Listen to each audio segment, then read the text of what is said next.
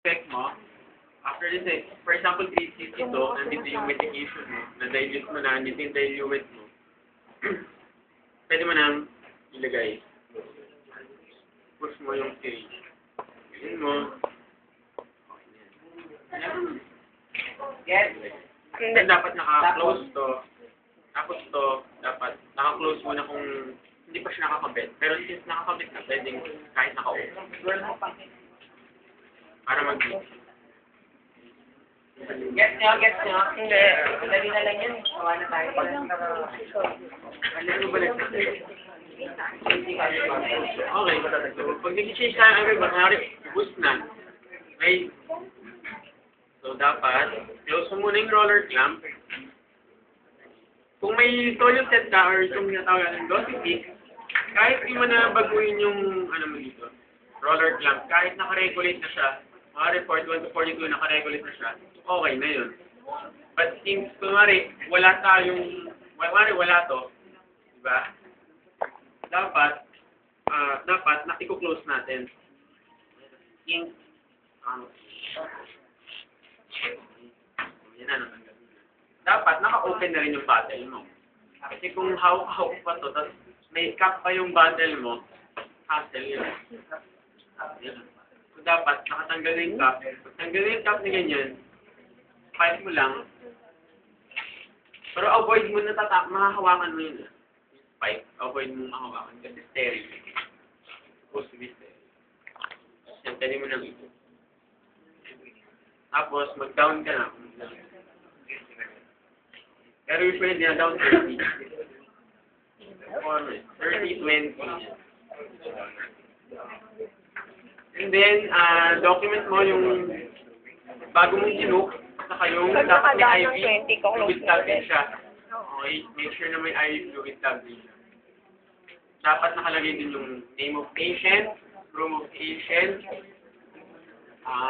type of IVF, incorporation kung meron ba.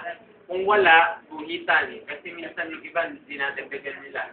Kahit wala naman. Okay? Kung may naka-incorporate dito, lagyan kung anong incorporate. 20 units, Duvagilan. Pag wala, tutusok lang din. buhitan niya. Okay? Don't leave yung IV fluid tag na naka-blank. Next, ano po ba?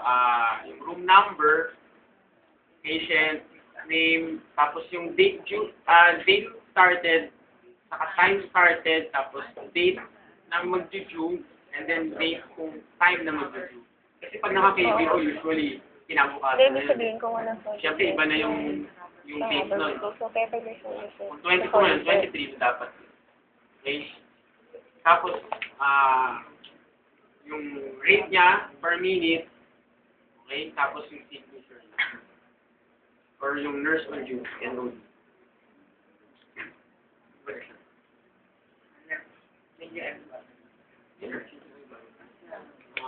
Incorporation pa.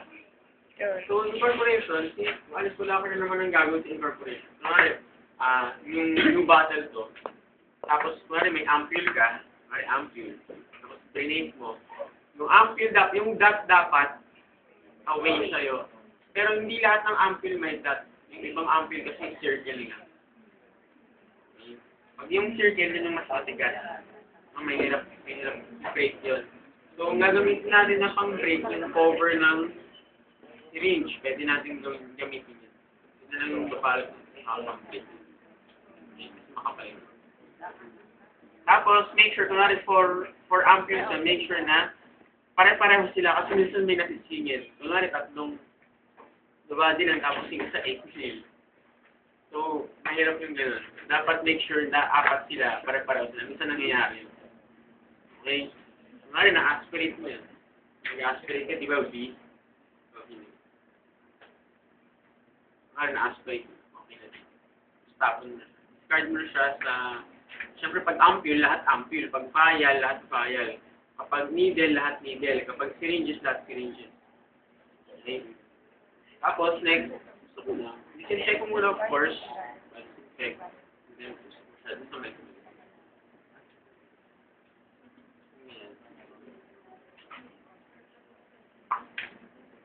And then swirl daw. Swirl daw. Okay, basta yun. Swirl. Maski naman, hindi mo na, pag ganun mo, hahalo. Hindi kahit sabihin mo na lang. Pag hinok mo, hahalo din. Ano? Pero sa book, of course, swirl natin. Saka mo na siya ino.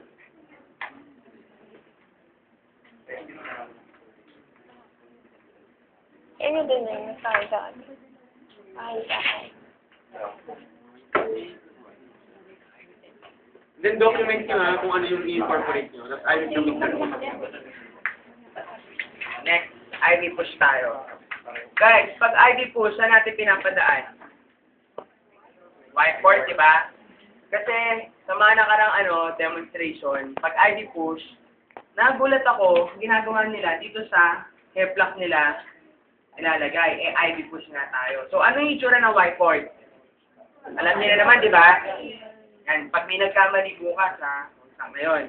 So, ngayon, pag IV push, kumare, ito yung gamot, 3cc, kumare, o 1cc, kuha tayo. Alam niyo na naman kung paano mag-withdraw, di ba? Inject ka muna ng air para hindi ka mahirapan. Kaya 3cc yung i-inject, yung 3cc yung kailangan mo. Inject ka ng 3cc. Kahit maybe 3cc, kahit 5cc pa. Wala nang magbababa, iiba din eh.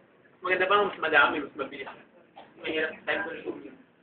So, yun. So, first, we have to check for the patency ng IV. How to check patency? Pinakala. Isa, aspirate. Ano pa? Baba. Ibababa. Ibababa yung Yung bottle. Ano pa? Ano pa? Ano pa yung iba? Siyempre, ano rin, check din natin yung IV site. Check yung IV site for what? For phlebitis, redness, infiltration. Get? Okay. Yun, so yun na. So ngayon, pag magpupush tayo ng gamot sa whiteboard, una, we have to, ano yung advisable? Naka-close or naka-kink ang Hello. Yun. Close. Pero ang ginagawa kasi natin madalas, kiniking lang natin. Pero dapat naka-close yung gum. So yan, hindi kumari, close natin. So ngayon, what do we do next? Basta kung ano yung i-demo ko dito, yun na lang yung gagawin nyo bukas ha. Kahit hindi na kayo magsalita, okay lang. So yun na. So whiteboard, first you have to infect. After disinfect, pasok na natin. Pagkapasok natin ng syringe, ano yung gagawin nyo? Siyempre, check ulit yung patency. So, we have to aspirate. So, pag nag-aspirate tayo, ano dapat yung makita natin? Siyempre, blood. Kasi kapag wala kayong nakitang blood, ibig sabihin, naka-out yung nyo. Yung IV nyo. So, yan. Pagka-aspirate, pag may blood, ano gagawin natin? E di, push. So, pupush tayo. Pagka-push, tapos na ba? Hindi pa. Anong gagawin natin? Magpa-flush tayo. Paano tayo magpa-flush? So, pagka-push nyo, ang gagawin nyo, ikikink nyo itong sa patient. Kink, and then, i-open nyo yung lamp. Open nyo para mag-withdraw kayo ng pang-flush. Pag naka-withdraw na kayo, close ulit, close ulit yung clamp. And then, ito naman yung ikikink nyo na rin para sigurado, and then, ipupush na papunta sa patient. Bakit kailangan i-open yung clamp pag magkukuha ka ng pang-flush? Para? Ano yan? Para ano? Hindi lang yun. Siyempre, kasi pag naka-close yan at nag-aspirate ka, magkakaroon ka ng air. So, yun yung dapat natin i-prevent. So, yun. Since nakuha na tayong pang-flush, na-flush na natin, ano na? Ano next? Hindi, na-push na nga natin. Tatanggalin na. Yan. So, after nyo tanggalin, what will you do next? You have to, syempre, document, discard, and then reassess the patient for any untoward